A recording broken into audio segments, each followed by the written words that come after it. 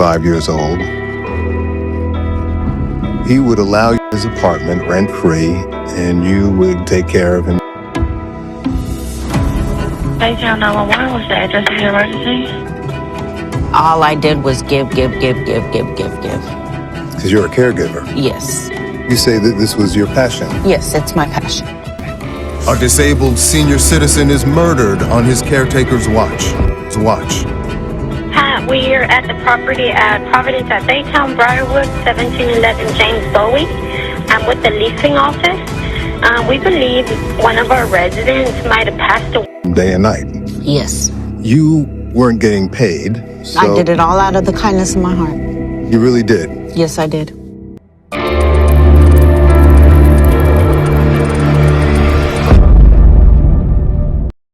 But was Alicia Keator really a victim herself, or a cold-blooded co-conspirator? In the fall of 2017, you get a good job offer to take care of a severely disabled man, 65 years old. He would allow you to live in his apartment rent-free, and you would take care of him day and night. Yes. You weren't getting paid, so... I did it all out of the kindness of my heart. You really did? Yes, I did. Baytown 911, what's the address of your emergency? All I did was give. Because you're a caregiver. Yes. You say that this was your passion. Yes, it's my passion. A disabled senior citizen is murdered on his caretaker's watch. Hi, we're at the property at Providence at Baytown, Briarwood, 1711 James Bowie. I'm with the leasing office. We believe one of our residents might have passed away. He was trying to scheme to get his SSI benefits. She now claims her abusive common-law husband forced her into the brutal crime.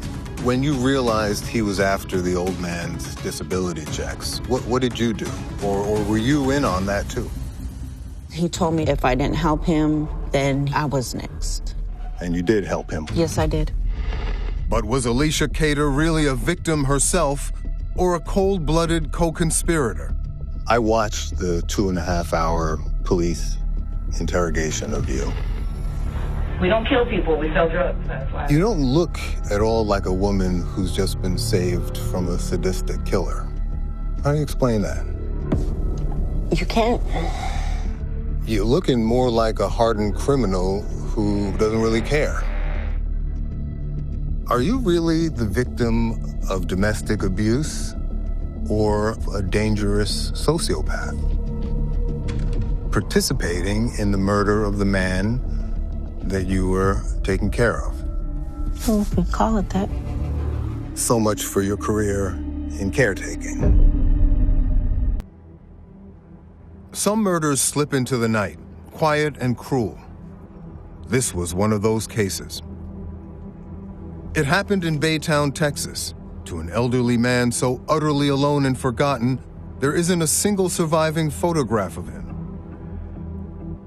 Alicia Keator pled guilty to murdering the 65-year-old disabled man on Christmas in 2017, along with her then partner. It would take over a week for anyone to even notice. For such interesting videos, do subscribe to my channel and don't forget to like and comment and do give your answer as well. You will find it in the next video. Baytown 911, what's the address of your emergency? We're at the property at Providence at Baytown, Briarwood, 1711 James Bowie. I'm with the leasing office. We believe one of our residents might have passed away. His name was John Fernandez, and Alicia Keator was his live-in caretaker. What's the name of the resident there? Mr. John. We call him Mr. John. He's in a wheelchair, but we have not seen him in 2 weeks. And we opened his unit, and there's a very strong smell, but nobody wants to. None of our workers have the courage to go in. The case haunts me because the victim was so defenseless, wheelchair-bound, gravely ill, and completely dependent on the very person who would betray him. Keator? Keator?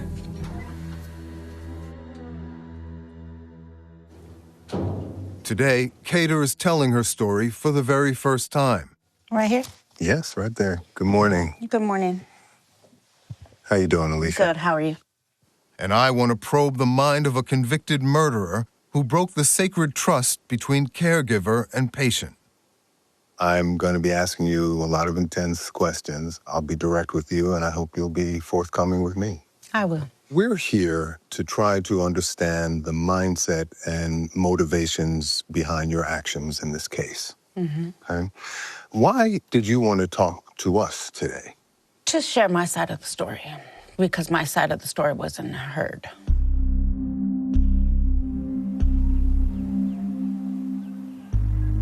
Keator's story began 700 miles northwest in Taos, New Mexico, and it didn't start well. You told detectives at one point that you had no family. I don't, because of the fact that my mother, she just gave me up. To the state? To the state. I And see. I've been a ward of the state since I was 8. I see. Your defense attorney reported that there were volumes of records Yes. pertaining to you from the state child welfare agency. Yes. It was boxes and boxes on boxes of information. My childhood history. What happened to you as a child? I was raped by my mother with a curling iron plugged into an outlet turned on. And my stepfather sodomized me when I was younger. And with that, they took me and put me in a foster home. They said it was the worst case they had ever seen.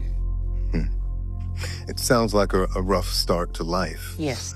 But from the record, it looks like you were motivated to do good and to build a career in caregiving, Yes. in nursing homes. When I was going to school to be a certified nurse's assistant, I noticed that some of the elderly weren't being taken care of. They were just left in their diapers or got bed sores, not moving them to certain sides. And I had a passion. It's been my passion all my life to work in nursing homes. You say that this was your passion. Yes, it's my passion. Still is. Still is. I regard caregiving as a very noble profession. You have to be a special kind of person Yes. to take You on really that do. work, right? Yes, it's a lot of work. There is a special trust between caregiver and patient, Right. right?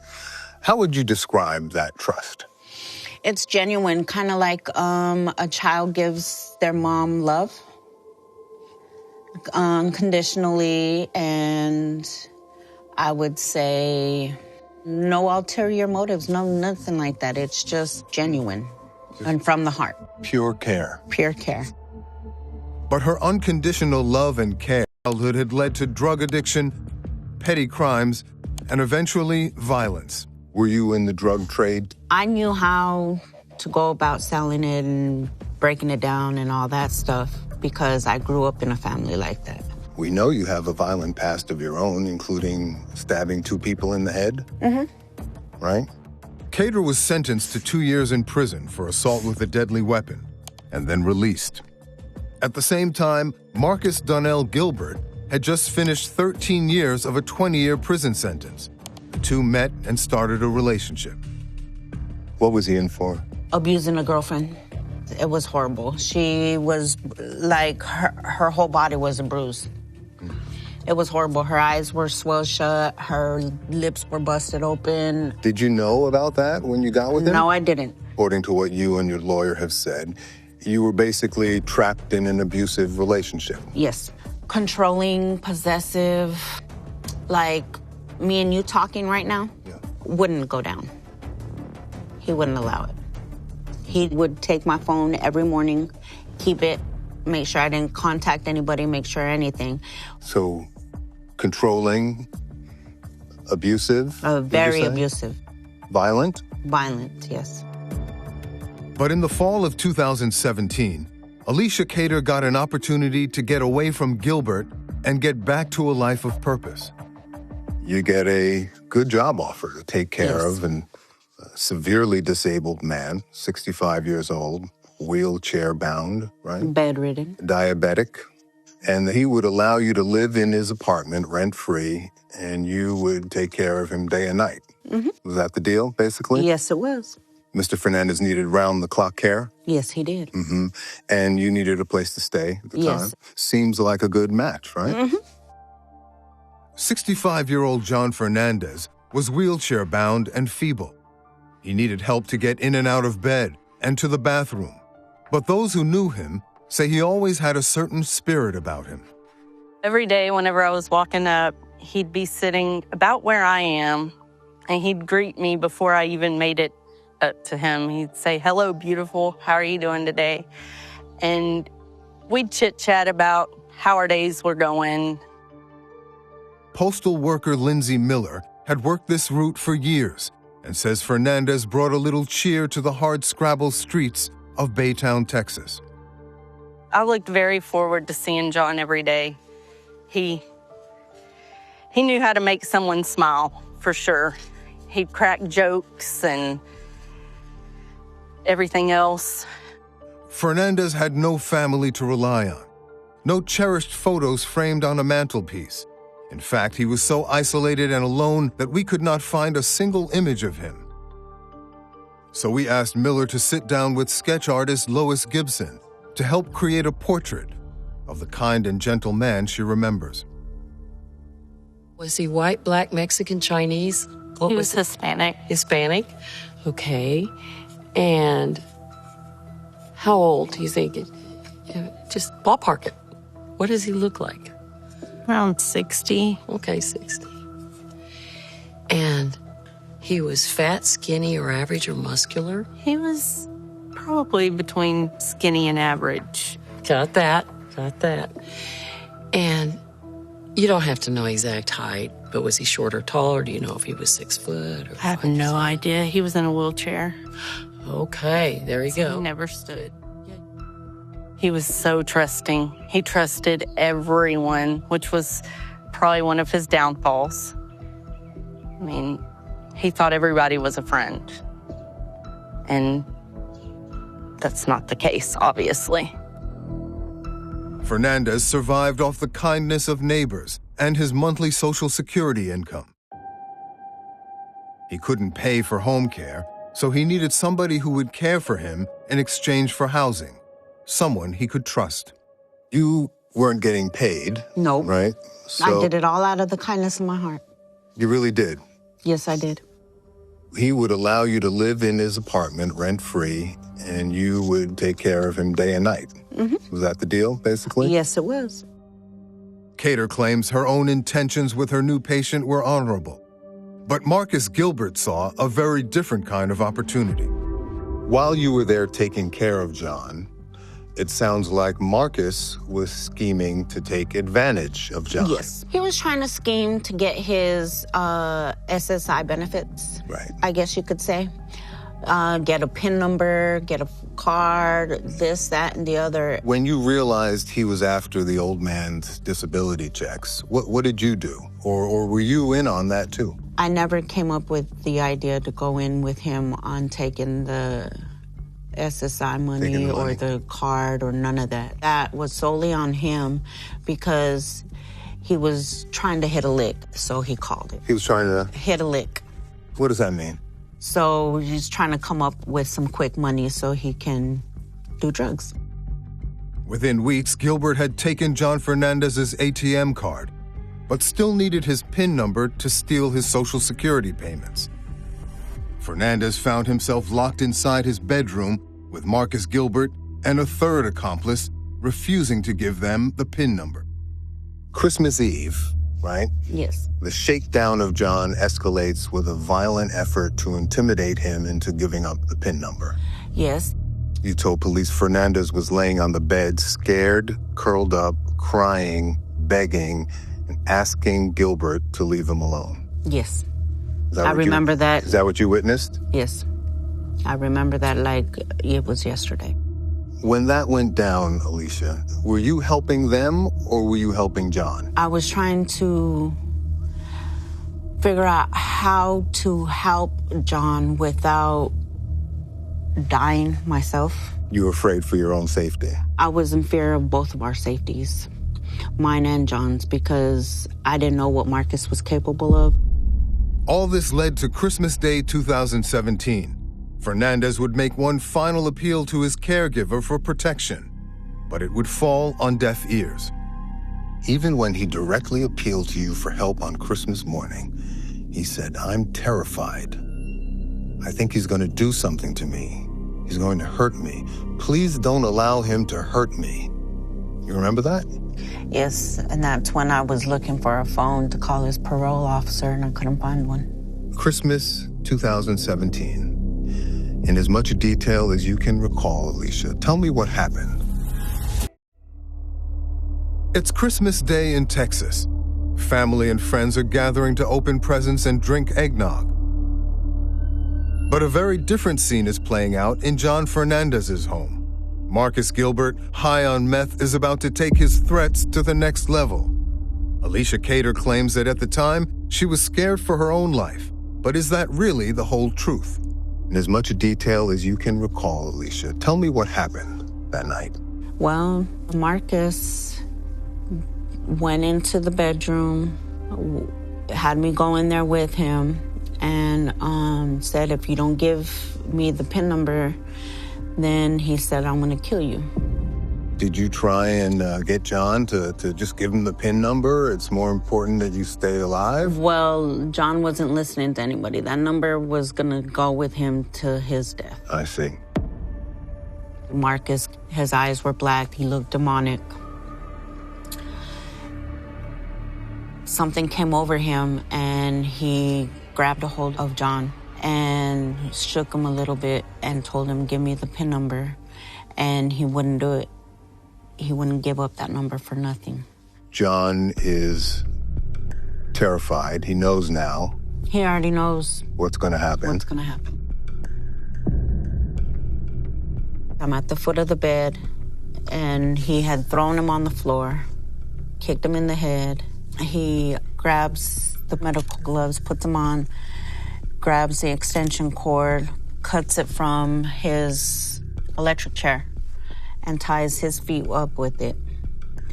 And then he bounds his hands, shoves a bed pad in his mouth, duct tapes his mouth shut and his eyes shut.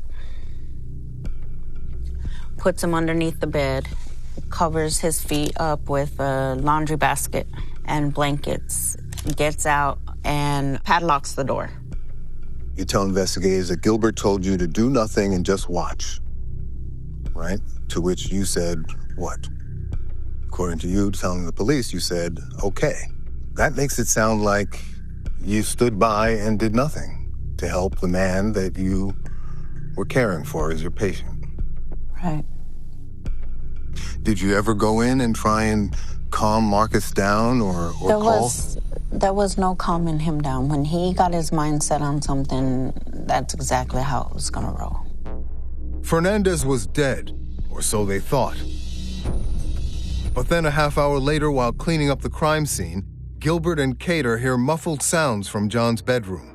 So you hear a noise from John. Now you guys know he's not dead, right? He's in there fighting for his life, trying to get the tape off, trying to breathe. He unlocked the padlock. He said, "He's trying to get out, he's trying to get out." And I said, "Well, let him get out." And he hit me upside the head and told me to help tie his feet together. With the duct tape? Yeah, with the duct tape. And to do his hands with the duct tape. Right. And you did help him with the duct tape? Yes, I did.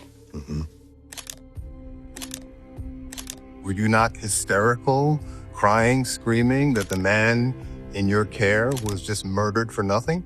I was crying and shaking and trembling. This time, Gilbert, with Keator by his side, finishes the deadly job. John Fernandez was gone. You help clean the scene, and then you flee together. At that point, were you not looking for a way to escape from Marcus and get yourself to safety?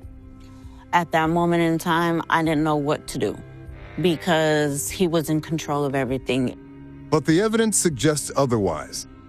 Video surveillance shows both killers calmly preparing to leave the scene of the crime. You know, we see the video of you two packing up to leave after the murder. You don't seem at all the slightest bit under duress. Very relaxed, going back and forth, carrying stuff to the car. Have you seen that video?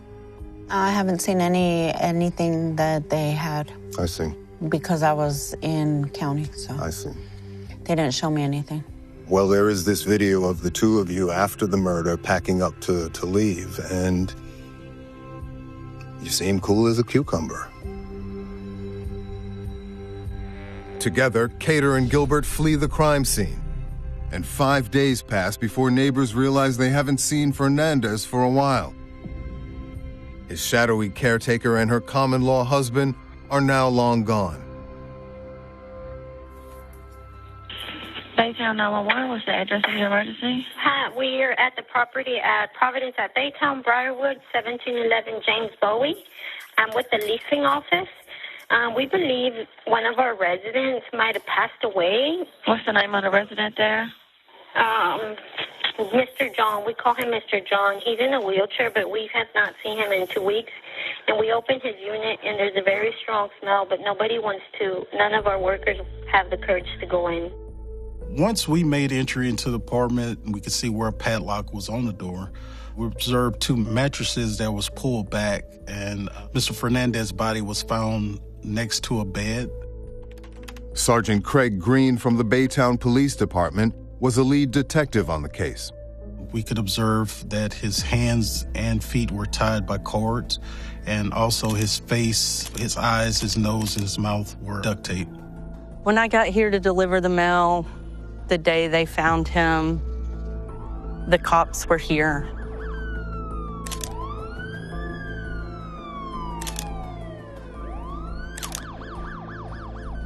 You could just tell when the cops came out, you could see by the look on their face that it wasn't good.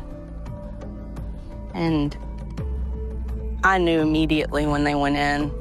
I was watching, and it was sad. Once we cleared the crime scene, we had other detectives out talking with neighbors. One of the neighbors said a black male and a Hispanic female was seen in and out of Mr. Fernandez's apartment. Police soon identified the 2 suspects as Gilbert and Keator. Speaking with those neighbors further, they gave us a nickname of Skunk. One of our detectives started researching the name Skunk, and in our system found Marcus Gilbert by that nickname. We continued the investigation and learned that Alicia Keator was an acquaintance of Mr. Gilbert. So at that point, they became persons of interest. But by then, the 2 fugitives were on the run. We kept getting from informants that they see them in different locations. By the time we get there, they were gone. For more than 2 weeks, the couple hid out in cheap motels, doing drugs and petty crimes. How did you find out that you were murder suspects? I read it on Facebook, and they had a mugshot of me. But Keator now claims she was essentially being held captive, with no way out. You spent 17 days on the run with him. But in 17 days, you had no way to get away or to get help. That seems hard to imagine. It makes me wonder if you're really trying to separate yourself from him. Well, or if you're less of a victim and more of an accomplice to these crimes than you say. I feel like you're much more capable. And we know that you're a tough woman. I feel like you could have found a way to get to help if you really wanted to. I can see how that looks. But when you're in a situation when you have your hands tied, where you can't get a hold of anything and every move is constructed by somebody, what are you supposed to do? Finally, the police caught up with the suspects at a roadside motel and placed them under arrest. You later said that Marcus had beaten you shortly before the police arrived, and that you wished that they had gotten there sooner, right? You must have had a sense of relief, if not rescue, at that point? Yes, and I was scared at the same time not to move or to breathe because I had guns at my head. Yeah. Sure, but at least you were being removed from the clutches of this madman, right? Yes. All along, Keator insisted she was a victim and a hostage of Gilbert's. But in police custody, she doesn't act like it. Instead, she appears indifferent, even bored, as she waits for the police to interrogate her. I watched the 2.5-hour police interrogation of you. You don't look at all like a woman who's just been saved from a sadistic killer. How do you explain that? Are you really the victim of domestic abuse or a dangerous sociopath? You know these horizontal wrinkles? Mm-hmm. Did he have, okay, ballpark, did he have 1 or 2, or was it like 3 or 4? Probably at least 3. The death of 65-year-old John Fernandez left almost no trace, and not a single image of the kind-hearted disabled gentleman. His former caretaker, Alicia Keator, was living with him at the time and